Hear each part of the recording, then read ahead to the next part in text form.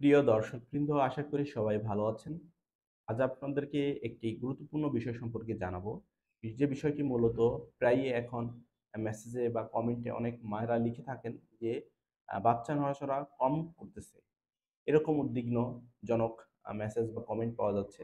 তাই এই বিষয়টি নিয়েই আপনাদের সাথে আজ আলোচনা করব যে মূলত বাচ্চার নড়াচড়া কখন শুরু হয় বা কখন বাচ্চার নড়াচড়া কমে গেলে সেটা আপনার কাছে ভয়ের একটি বিষয় বা তৎক্ষণাৎ আপনি কি করতে পারেন?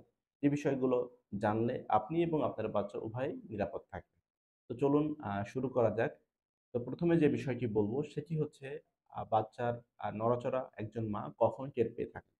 তো একজন মা বাচ্চার নড়াচড়া মূলত টের পেয়ে থাকেন ১৮ থেকে ২২ সপ্তাহের মধ্যে। তো দেখা যাচ্ছে অনেক সময় ১ম যারা মা হতে যাচ্ছেন তাদের ক্ষেত্রে একটু বেশি সময় পরে টের পেতে পারেন। এটা স্বাভাবিক। তো যে বিষয়টি এখন বলব যে বাচ্চার নড়াচড়া আপনি বলতে কি বোঝেন? বাচ্চার নড়াচড়া বলতে মূলত বোঝায় শুধু লাথি এটা না। গড়াগড়ি, হালকা ধাক্কা বা যদি মনে হয় কিছু একটা অনুভূত হচ্ছে সেটাও বাচ্চার নড়াচড়া হিসেবে বিবেচিত হয়। তো এই বাচ্চার নড়াচড়া মূলত ২৪ সপ্তাহের পর থেকে বেশি স্পষ্ট বোঝা যায়। আর ২৮ সপ্তাহের পর থেকে বাচ্চার নড়াচড়া অবশ্যই খুব সুন্দরভাবে পর্যবেক্ষণ করতে হবে। তো এখন আসি চিন্তার কারণ কখন হয়ে দাঁড়ায়? যখন একজন মায়ের গর্ভের বাচ্চা দেখা যাচ্ছে নড়াচড়া আগের থেকে অনেক কম টের পাচ্ছে বা টেরই পাচ্ছে না, এমন সময় সেটা চিন্তার বিষয়। কারণ সেটা হতে পারে গর্ভফুলের কোনো সমস্যা হতে পারে অথবা যে কর্ড বা নাভির কোনো প্যাচ লেগে যেতে পারে বাচ্চার গলার চারিপাশে। ইনফেকশনের কোনো কারণ হতে পারে অথবা দেখা যাচ্ছে বাচ্চার যে অক্সিজেন পায় মায়ের কাছ থেকে সেটার কোনো ঘাটতি হচ্ছে। তো সেক্ষেত্রে আপনাকে এটা চিন্তার একটা কারণ হিসাবে দাঁড়ায়। তো সেক্ষেত্রে আপনাকে দ্রুত ডাক্তারের পরামর্শ নিয়ে যেটা বলে সেই রকম কাজ করতে হবে আপনাকে।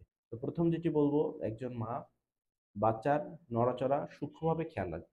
যদি বাচ্চার নড়াচড়া ঘন্টায় ৫ টা ঠিক বা ৫ বার বুঝে থাকেন, তাহলে সেক্ষেত্রে চিন্তার কোনো কারণ নেই।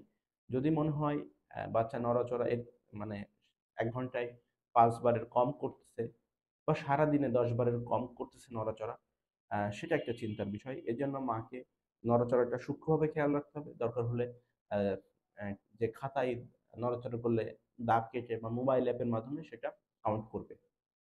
যদি কম নড়াচড়া করে, তাহলে সেক্ষেত্রে মা চেষ্টা করতে পারে কিছু মিষ্টি জাতীয় খাবার, গ্লুকোজ খাবার, পানি খেয়ে বাম কাত হয়ে শুয়ে বাচ্চার নড়াচড়া লক্ষ্য করা। বিশেষ করে এটা বলব, প্রতিদিন একই সময়ে বাচ্চার নড়াচড়া খেয়াল রাখার চেষ্টা করবেন। সেটা হতে পারে দুপুরে খাবারের পরে বা রাতের খাবারের পরে। তাহলে সেটা সুবিধা হয়। তো যদি এই পর্যায়ে কখনো মা টের পান যে তার বাচ্চা আসলেই কম নড়তেছে প্রতিদিনের তুলনায় বা যেরকম বললাম সেরকম নড়তেছে না, তাহলে সেক্ষেত্রে দ্রুত চিকিৎসকের পরামর্শ নিয়ে আল্ট্রাসাউন্ড বা অন্য কোনো যে পরীক্ষাগুলো আছে সেগুলো করে নিশ্চিত হতে হবে যে বাচ্চা ঠিক আছে কিনা গর্ভের ভিতরে। মনে রাখবেন, মায়ের মনই সন্তানের ১ম আশ্রয়।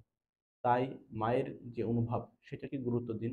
মনে রাখবেন, মায়ের সচেতনতাই বাঁচাতে পারে একটি সন্তানের জীবন। তো সবসময় চেষ্টা করুন বাচ্চার নড়াচড়া খেয়াল করার। আর সর্বোপরি নিজে সুস্থ থাকুন, তাহলে বাচ্চা সুস্থ থাকবে। তো আজ এ পর্যন্তই। আল্লাহ হাফেজ।